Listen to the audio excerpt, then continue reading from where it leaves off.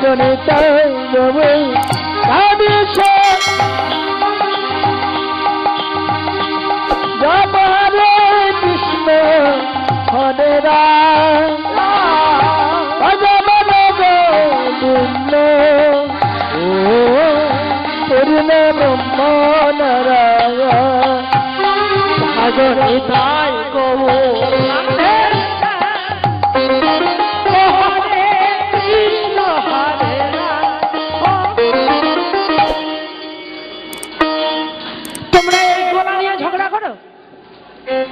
হ্যাঁ, যে গলা দিয়ে ঝগড়া করো সেই গলাটা বার করতে হবে।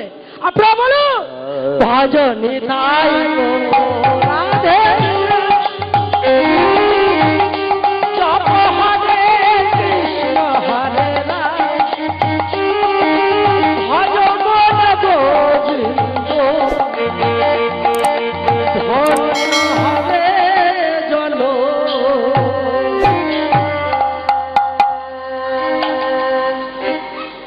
তাহলে যে গলা দিয়ে ঝগড়া করা হয় সেই গলা কিন্তু হরিবাসর বার করতে হবে, নাহলে হবে না।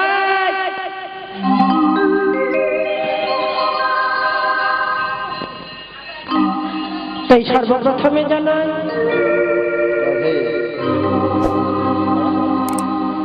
সাধুগুরু বৈষ্ণব চরণে আমার ষষ্ঠঙ্গে ধন্যবাদ এবং ভক্তি ভরে প্রণাম।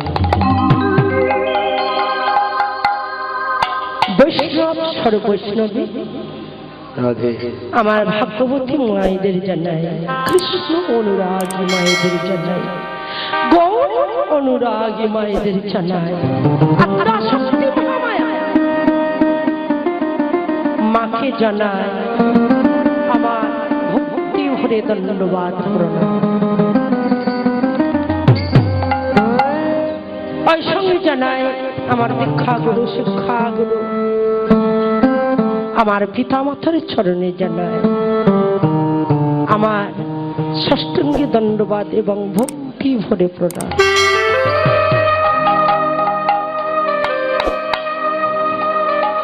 সকল ভক্তমণ্ডলীকে জানাই আমার ভক্তি ভরে প্রণাম ধন্যবাদ।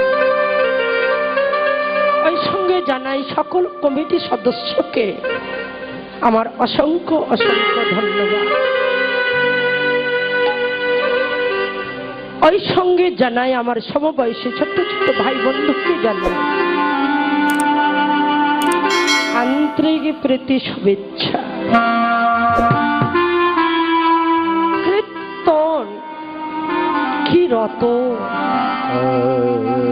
এ সম্বন্ধে আমি বিজ্ঞ নেই, অজ্ঞ গুরু কৃপা হি কেবল। তাই গৌর কথা কৃষ্ণ কথা বড় ভজনের কথা। এই ভজন কথা গৌর কথা বলতে বলতে যদি আমি ভুল ত্রুটি করে থাকি আর করেই থাকবো, কেননা আমরা জ্ঞান পাপী কলির জীব অন্ধ। তাহলে ভজন কথা বলতে বলতে যদি ভুল করি নিজের কন্যা নিজের মেয়ে মনে করে নিজের ভক্তি মনে করে আমাকে চরণ আশ্রিত করবে। এই আসনে বৈশা যত কৃষ্ণ ভক্তরা সবার চরণের রেণু আমার মস্তকে দেহমা।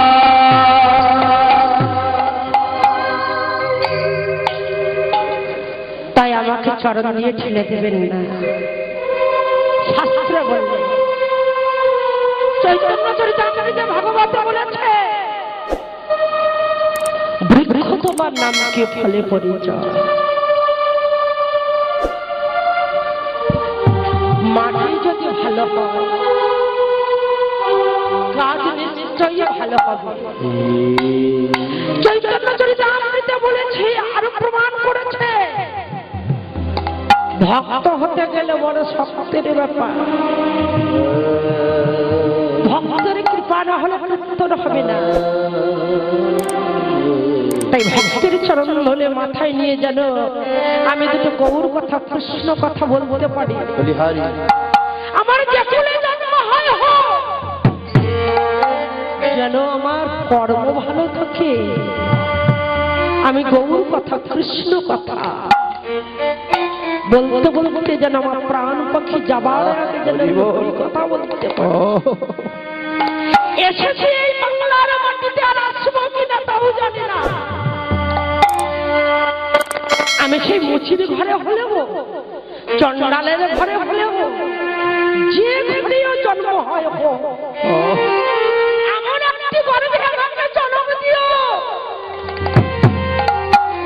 আমি যতবার ভাবে আসি না কেন, যতবার ভাবে থেকে যাই না কেন, আমি যেন কৃষ্ণ কথা বলতে পারি। আমার এমন একটি জননের গর্ভে আমাকে জন্ম দিও। আপনাদের কাছে আমি টাকা পয়সা ধন ঐশ্বর্য কিছু চাই না, চাই একটু আশীর্বাদ আমাকে দেবে। আমি যেন দুটো গৌর কথা হরি কথা বলতে পারি। এই প্রাণ পাখি জমানাকে যেন আমি হরি বলে নিঃশ্বাস করতে পারি। এ জগতে কেউ আপন হবে না। এবছর 50,000 টাকা রেখেছেন, সামনে বছর দেখবে 1 লাখ হয়েছে। ছেলে যাবে না, মেয়ে যাবে না, নিজের স্ত্রী যাবে না। এ জগতে কেউ আপন নয়। এই প্রাকৃতিক জগৎ হলো স্বার্থের জগৎ।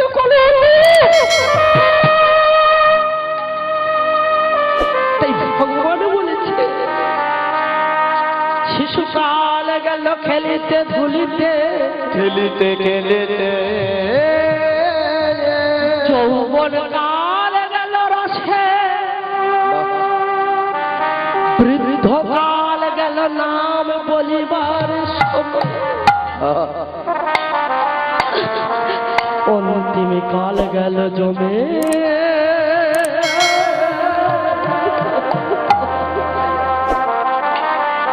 জমের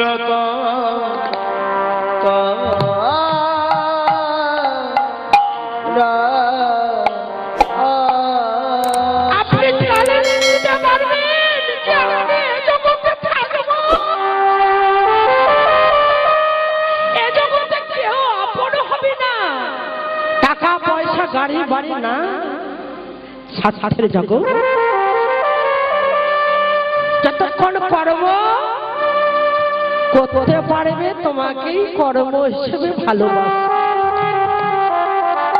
যতক্ষণ টাকা রোজগার করতে পারবে তোমাকে ভালোবাসবে, নিজের স্ত্রীও ভালোবাসবে, ছেলের বৌমা ভালোবাসবে, ছেলেও ভালোবাসবে। যেদিন তুমি চলতে পারবে না, ইনকাম করতে পারবে না, সেদিন ছেলেও আসবে না, বৌমাও আসবে না, নিজের স্ত্রী আসবে না।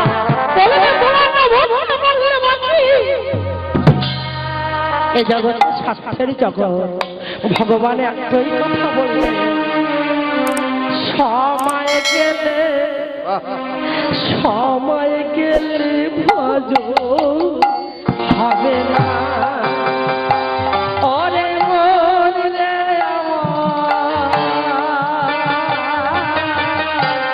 সময় গেলে ভজ হবে না। ওরে মরলে কেউ ভালোবাসবে না।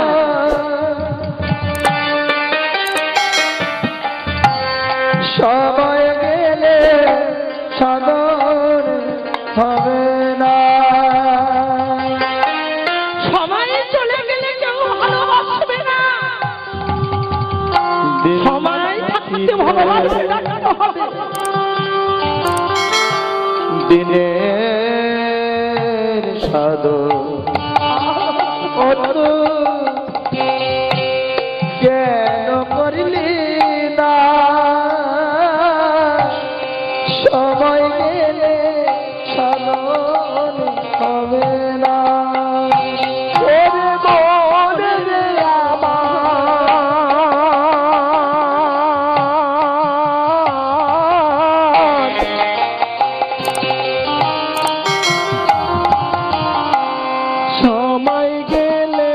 সাধন হবে না। সবাই চলে গেলে কেউ কাউকে ভালো বলবে না। তুমি জানো না ভগবানের তাই কথা বলেছিল। আমি ঐশ্বর্যের ভিখারি নই। আমাকে যে ভালোবাসতে পারে, আমাকে যে আদর সমাদর করতে পারে, যে বুকে তুলে নিতে পারে, সময় গেলে হবে না। তুমি জানো না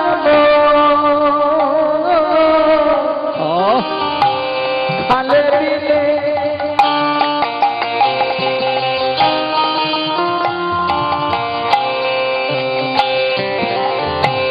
থাকে নামে জলে সকালে। আমাদের জীবন, এই জীবন ক্ষণকালের চিত্র। এই জীবন সারা জীবনের মতো নয়। এই জীবন মাত্র আমাদের ক্ষণকালের জন্য। কি হবে তাতে মারা দিয়ে আমার মোহনা সুখী না। সময় গেলে হবে না। মনে নেই আমার সময় গেলে সাধন হবে না। ওরে মন রে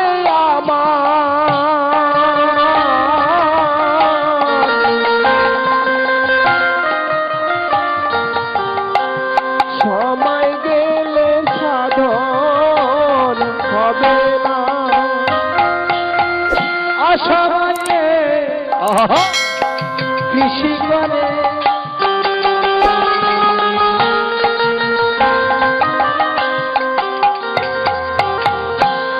মিছামিছি পেটে মারে।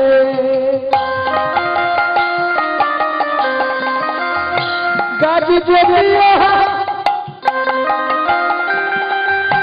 বীরের জোরে তাতে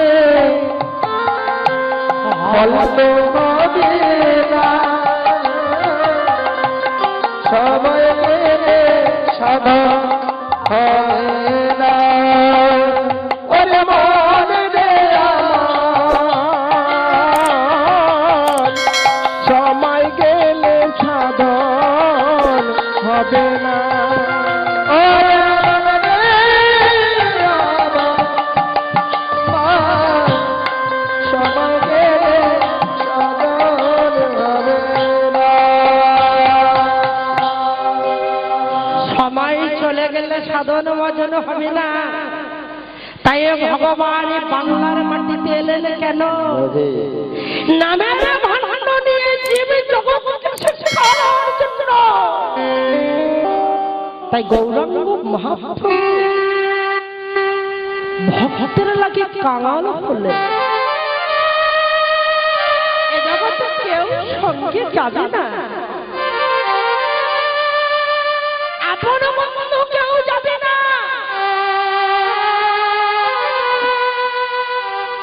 সোনা দানা গহনা সব খুলে নেবে। এসেছিলাম চলে যাব ল্যাংটা। যাবার বেলা যদি একবার কৃষ্ণ বলে কাঁদতে পারি, হরিবল হরিবল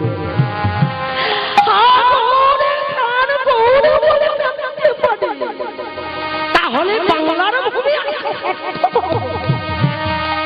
নালে আর গেলাও কিছু ফল পাবেন না, কিছু হবে না। সম্পত্তির অর্থের জন্য সবাই ভালোবাসবে। ভগবান বলল আমি বিনা স্বার্থে তোমাকে ভালোবাসবো। ভগবান ভক্তের কাছে বলে আমি ঐশ্বর্যের কাঙাল নই, টাকা পয়সা গাড়ি বাড়িতে কাঙাল নই। আমি যেন ভক্তের চরণ ধুলো বঙ্গে মানতে পারি। ও ওই সুরধনের গঙ্গার তীরে সর্বাঙ্গে আমি যেন মানতে পারি। আমি ভক্তের জন্য কাঙাল হয়েছি। তোরা একবার বদন করে বল না, আমি বড় ব্যথিত। সচি মায়ের নয়ন তার বাবাদের জন্য কাঙাল হলো।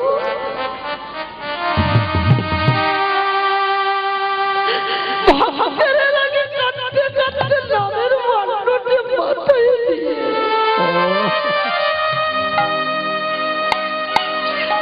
নিত্যানন্দকে বলল, দাদা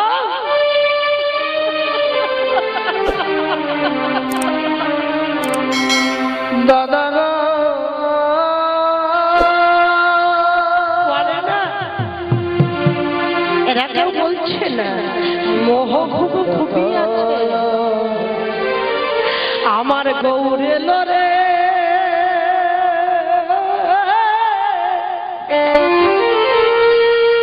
সোনার নদিয়া উলুধ্বনি শঙ্কের ধ্বনি, প্রেম সে বল উলুধ্বনি। সবে তো শোনা যায় আমার সোনার নদিয়া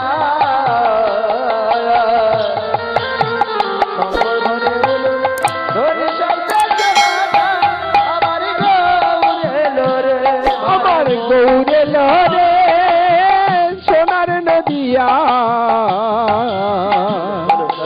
শোনো, শঙ্কের ধ্বনি উলুর ধ্বনির শব্দ শোনা যায় আমাদের গৌরে লরে।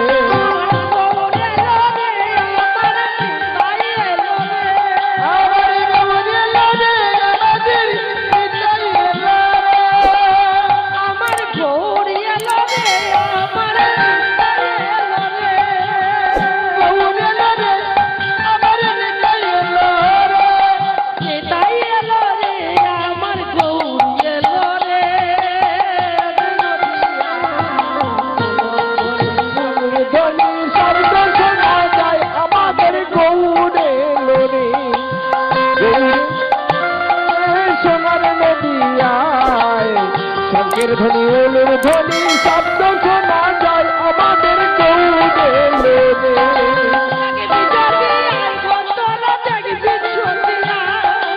দেখবি যদি যায় গো, তোরা দেখবি যদি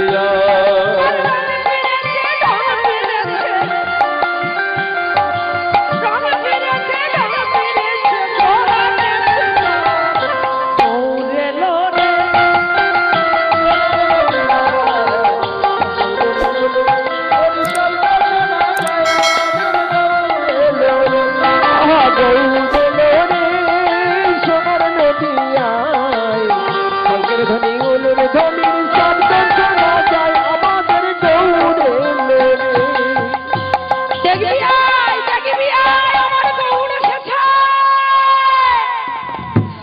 পদকর্ত লীলার পাশে দাঁড়িয়ে দাঁড়িয়ে কলম দিলে, পদকর্ত লীলার পাশে দাঁড়িয়ে দাঁড়িয়ে কলম দিলে। আমার নিত্যানন্দকে বলল, দাদা চলো না একটু প্রেম আস্বাদন করে আসি। ভগবান বলেছিল আমার ভালো ফল, ভালো মিষ্টি, ভালো দিয়ে আমাকে ভোগ দিতে হবে। যেখানে ভক্তি আছে সেখানে কৃষ্ণ আছে। হরি বল হরি। যেখানে ভক্তি নাই সেখানে কৃষ্ণ না। যেখানে ভক্তি আছে সেখানে কৃষ্ণ আছে। আমি বিনা শর্তে বিলিয়ে দেব। ধরো না, তোমরা বিনা মূল্যে দিয়ে দেব। একবার হাত তুলে বলো, আপনারা কারা কারা নেবেন? আমি বিনা মূল্যে তোমাকে বিলিয়ে দেব।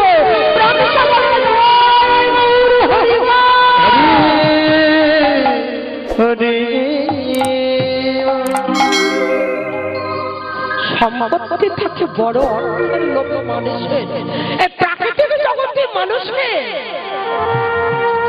বলেছিল অর্থ সঙ্গে যাবে না, ছেলে মেয়ে বউ ছেলে কেউ যাবে না, সঙ্গে যাবে হয়তো হরণ করা 10 ইন্দ্রিয়গণ, রয়তে দুঃখদপন অনুরাগের কারণ, পিঠে বিরাট করা হরিনাম। হরিনাম ছাড়া কেউ যাবে না। ও আমি বুঝতে পেরেছি, স্বার্থের জন্য আমাকে টানছ। খোকা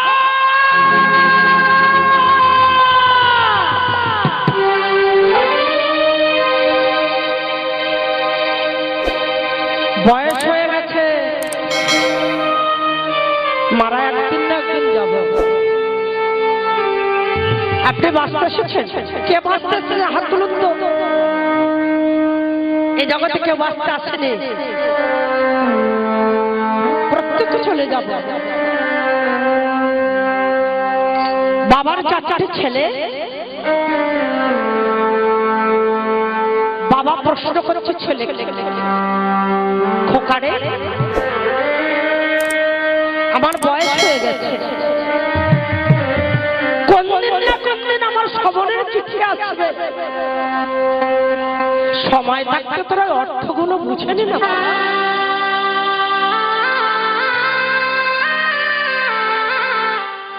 ছেলেরা বলল বাবা অর্থ নিয়ে তুমি যখন ভোগ করতে পারলে না, আমরা কি করব? ওরে বড় কষ্ট করে সঞ্চয় করে রেখেছি, মেয়ে হোক জন্মেছে জনকে দিতে হবে, আর আমি মারা গেলে তোরা 12 দিনে তো কাজ করবি বাবা, তা অর্থগুলো সম্পত্তি তোরা বুঝে নে না। ঠিক আছে, বাবার বয়স হয়ে গেছে, কখন না কখন বেলা ডুবে যাবে, তাও পাওয়া যায়, কেউ গ্যারান্টি দিতে পারবে না। এই আছে এই কি মাথায় তো, কখন পাখি উড়ে যাবে বলা যাবে না। ঠিক আছে বাবা, তুমি বলো বলো না খোকা, অর্থগুলো সম্পত্তিগুলো তোরা বুঝে নিলে সময় ভালো হয়। ঠিক বলেছ বাবা, বড় মেজ সেজ ছোট ছেলেকে ডাকলো, 3 জনকে ডাকলো, ছোট ছেলেকে ডাকলো না। বাবার বয়স হয়েছে, অনেক বয়স হয়েছে, 80-90 বছর বয়স হয়ে গেছে। বাবা গোপনে গোপনে লিস্ট তৈরি করে রেখেছে,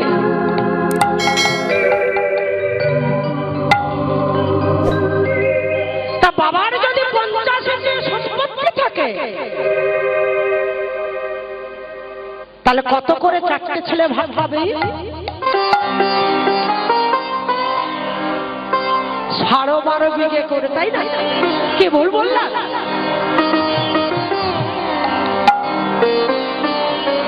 তা বাবা লিস্ট করে গোপনে রেখেছে, বড় ছেলেকে ডাকলো খোকা,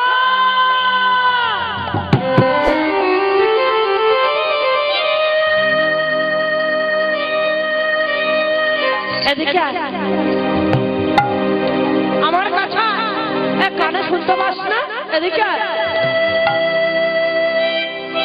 বড় ছেলে বাবা যখন বলছে, বড় ছেলে চলে এলো বাবার কাছে দাঁড়িয়ে গেল। বাবা লিস্টে ধরে এনে তো লিস্টে ধরলে,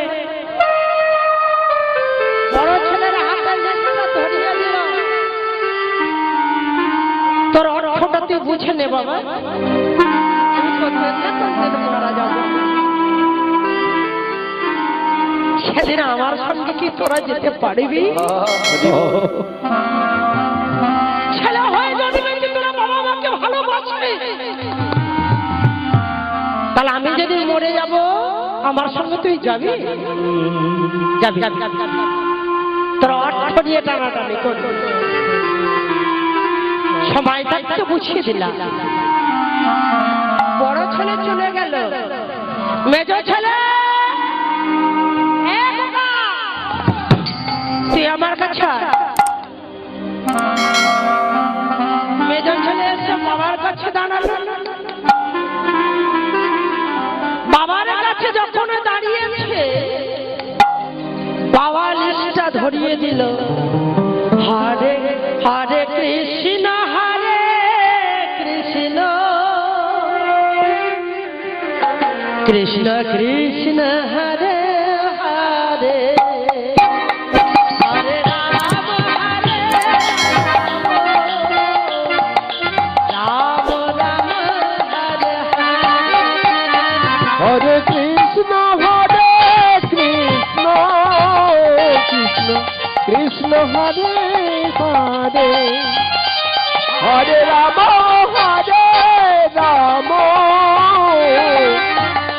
রাম রাম হরে হরে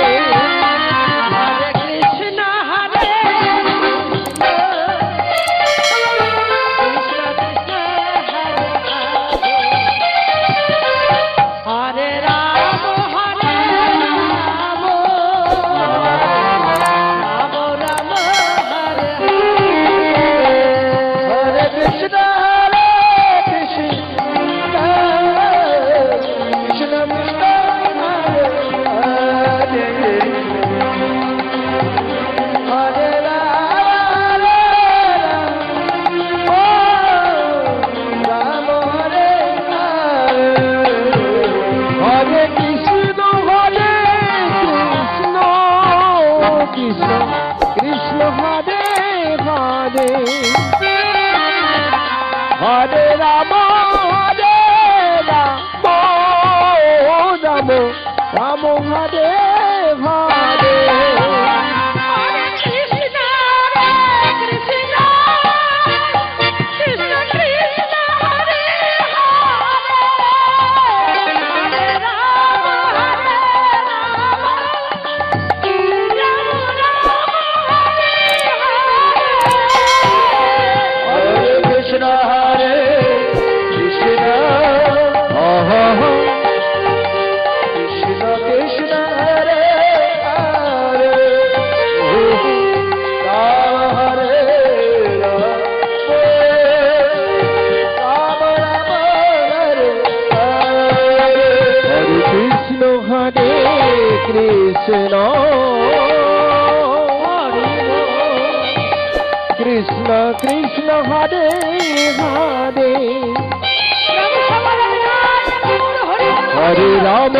হরে রাম রাম রাম হরে হরে মেজর ছেলে এসে দাঁড়িয়ে গেল। মেজর ছেলে যখন দাঁড়িয়েছে বাবা লিস্টটা ধরে, মেজর ছেলে লিস্টটা নিয়ে নে। এটা কি বাবা? আরে পরে দেখবি। মেজর ছেলে তো কাছে দিয়ে দিল। মেজর ছেলে গড়গড় করে চলে যাচ্ছে। সেজকে বলে সেজ, এই সেজ ছেলে এদিকে আয়। কানে শুনতে পাচ্ছ না? আরে এদিকে আসতে পারছি তো। কি হয়েছে বাবা? এই দেখ, আমি তো একদিন মারা যাব বাবা। তোদের সম্পত্তি কোনো বুঝে নে না বাবা, একটু বুঝে নে না। ঠিক আছে বাবা, বলো। আমি তোদের জন্য সম্পত্তি প্রত্যেক ভাইয়ের জন্য আমি লিখে রেখেছি। তোদের সম্পত্তি গুলো বুঝে নিয়ে যা। ঠিক আছে। সেজ ছেলের হাতে ধরিয়ে দিলাম। সেজ ছেলে চলে যাচ্ছে। বাবা ভাইকে দেবে না? আমার সম্পত্তি কাকে দেব কাকে দেব না সেটা আমার ব্যক্তিগত ব্যাপার। কি বাবা, তাই তো? বুঝতে হবে না, তোরা ব্যাংকে চলে যা, একটা দূর হয়ে যা।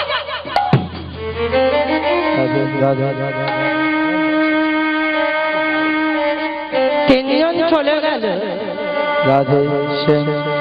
ছোট ছেলে কিন্তু দাঁড়িয়ে দাঁড়িয়ে কাঁদছে।